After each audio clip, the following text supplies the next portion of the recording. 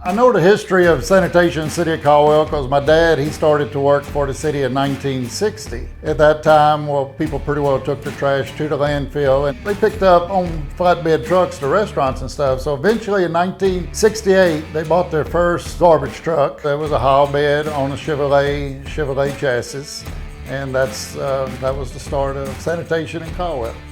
We transitioned in 2012 to an automated truck. Of course, we were rear loads. You had to use people to have to walk the streets. You know, we're here in Texas and we have 108 degrees heat index. And the workers, they have to walk behind the truck, manually throw it in. So we decided to transition over to automated. Heil, Texas, they worked with me and we was able to get it set up. And we started that in 2012 and it's been one of the greatest things we've done.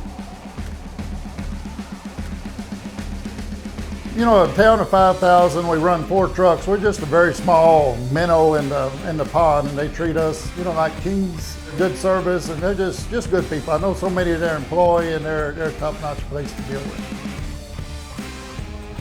Of course, we always have to take competitive bids, but we always go with Heil. They're just indestructible and very dependable. It's been a very, very good product. You can't go wrong.